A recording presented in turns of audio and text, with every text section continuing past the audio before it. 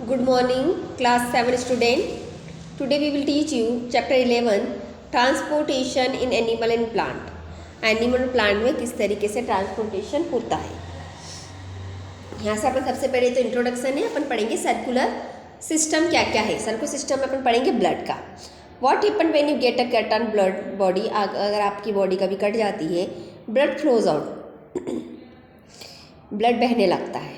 But what is blood. Blood क्या है। Blood is a fluid which flows in blood vessel. Blood एक fluid है जो कि ब्लड वेसल से निकलता है। It transports substance like digest food from the small intestine to the other part of the body. ये ट्रांसपोर्ट होता है,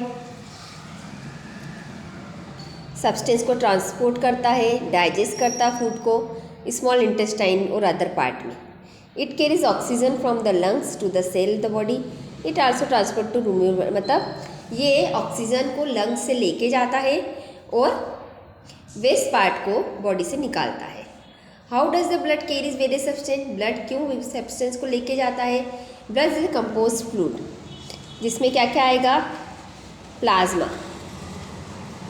ब्लड एक टिश्यू है, फ्लूइड है, एक लिक्विड है जिसमें प्लाज्मा रहती है। वन टाइप ऑफ सेल और रेड ब्लड सेल। एक जो सेल है उसे रेड ब्लड सेल आरबीसी कहते हैं। Which content red pigment called haemoglobin, जिसमें रेड पिगमेंट रहता है जिसे हीमोग्लोबिन कहते हैं। Haemoglobin binds with oxygen and transport it to the all the part of body. Haemoglobin bind करता है ऑक्सीजन को और दूसरे पार्ट तक लेके जाता है बॉडी के। Ultimately to all the cell, इसके बाद वो दूसरी सेलों में भी लेके जाता है। It will be difficult to provide oxygen efficiently to the cell of the body without haemoglobin. The presence of haemoglobin make blood appear red. इसके बिना क्या होता है, oxygen, it will be difficult to provide oxygen efficiency without haemoglobin. अगर haemoglobin की कमी हो जाती है तो ऑक्सीजन का सप्लाई में आफत आती है या दिक्कत आती है, मतलब ऑक्सीजन की सप्लाई रेगुलरली नहीं हो सकती, क्योंकि हीमोग्लोबिन ही ऑक्सीजन की सप्लाई को कंटिन्यूसली करता है। इसके कारण और इसके अलावा हीमोग्लोबिन के कारण ब्लड का कलर रेड होता है। कभी कहते हैं ना कि हीमोग्लोबिन की कमी आ गई ब्लड में, तो क्या होता है, अपन टेस्ट कराते हैं, उसकी टेबलेट या इंजेक्शन मिलते हैं। क्यों, अगर मान लो हीमोग्लोबिन ही नहीं रहेगा अपने ब्लड में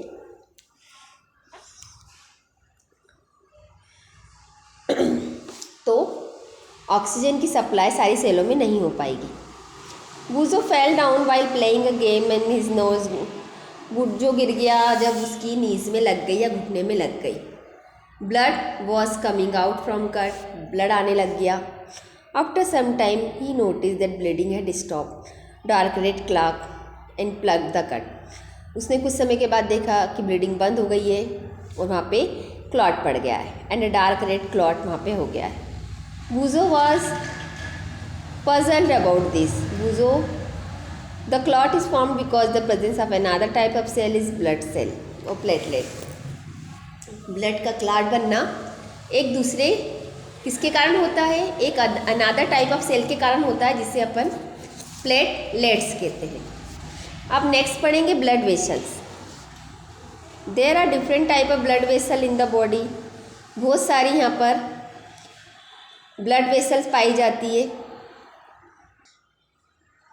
you know that during inhalation और fresh supply of oxygen fills the lungs. आप देखते हैं कि इनहेलेशन के कारण, मतलब जब हम सांस लेते हैं तो फ्रेश सप्लाई मिलती है अपने को ऑक्सीजन की।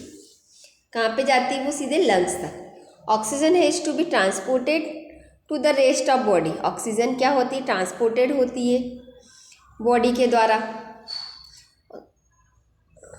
ऑल्सो मतलब अपन जब सांस लेते हैं, इनहेलेशन होते हैं, तो फ्रेश ऑक्सीजन कहाँ जाती है, अपने लंग्स में जाती है। Also the blood pick up the waste material including carbon dioxide from the cell. इसके अलावा ब्लड क्या करता है, वेस्ट मटेरियल जिसमें कार्बन डाइऑक्साइड रहता है उसे भी पिक करता है।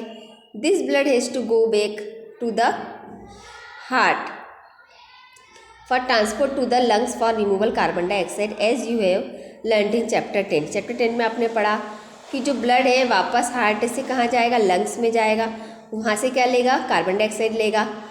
सो 2 टाइप ऑफ ब्लड वेसल, तो मतलब ब्लड वेसल कितने टाइप्स की होती है, 2 टाइप की होती, एक होती आर्टरी और एक होती वेन। ये देखो आपको पिक्चर बताते, ठीक है, ये 2 टाइप की, एक आर्टरी और एक वेन। वेन ब्लू रहती है, आर्टरी रेड रहती है। ये ब्लड के अंदर पाई जाने वाली वेसल्स है।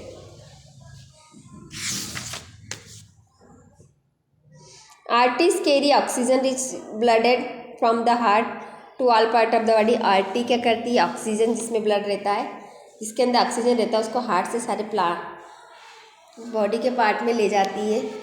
Since the blood flow is rapid and at the high pressure, तो यहाँ पे जो ब्लड फ्लो होता है वो जल्दी होता है और हाई प्रेशर से होता है। द आर्टरीज और थिक इलास्टिक वॉल, आर्टरीज में मोटी, क्योंकि इसमें प्रेशर ज़्यादा रहता है, तो आर्टरीज जो रहती है उसकी जो दीवार रहती है वो मोटी रहती है। Let us perform an activity to sudden flow blood through artery. चलो एक एक्टिविटी करते। एक्टिविटी मैं आपको नहीं पढ़ा रही क्योंकि चैप्टर बहुत बड़ा है, वो कोर्स अपना ज़्यादा है, ठीक है। तो एक्टिविटी में आपको पल्स के ऊपर अपनी ये हैंड रख के देखना है कि कितनी रेट है। पल्स बीट आपको काउंट करना। Veins are the vessel which carry carbon dioxide rich blood. अभी तो आर्टरी के बारे में पढ़ लिया अपन ने, अब पढ़ेंगे वेन्स के बारे में। वेन्स क्या है, एक वेसल से जो कि कार्बन डाइऑक्साइड रिच ब्लड लेके जाती है, कार्बन डाइऑक्साइड वाला ब्लड लेके जाती है सारे पार्ट ऑफ बॉडी के। There are walls present in the veins which allow blood to flow only toward the heart. मतलब यहाँ पे एक वॉल पाया जाता है जो कि सिर्फ जो वेन से सिर्फ हार्ट तक ही वो ब्लड जाए, एक ही वन वे डायरेक्शन में वो ब्लड जाए। सिस्टमेटिक डायग्राम हम आपका सर्कुलेशन देखो, सर्कुलेशन बता रहे हैं, ये बीच में हार्ट है, लंग्स है, यहाँ पे ऑक्सीजनेटेड और कार्बन डाइऑक्साइड वाला ब्लड आता जाता रहता है। यहाँ से आर्टरी गई, आर्टरी बहुत सारी कैपिलरीज में बटी, कैपिलरी से फिर ये क्या बन गई, वेन बन गई सारी इकट्ठी होके। वेन से ये इस तरीके से ब्लड का फ्लो सर्कुलेशन डायग्राम में होता रहता है, ठीक है। आज के लिए इतना ही। और ये देखो कैपिलरीज पढ़ लेते हैं। Do you see the arteries divide into smaller vessel. आपने देखा होगा कि आर्टरीज बहुत छोटी छोटी वेसल्स में डिवाइड होती है। On reaching on the tissue they divide further into extremely thin tube called like capillaries. इसके बाद जैसे जैसे वो टिश्यू में पहुँचते हैं वो पतली ट्यूब में बदल जाने से कैपिलरीज कहते हैं। The capillaries join to from veins which imported to heart. ये कैपिलरीज ज्वाइन हो जाती है वेन्स में जो कि हार्ट की तरफ खाली हो जाती है, ठीक है। आज के लिए इतना ही, बाकी का चैप्टर मैं आपको कल रीड कराऊंगी।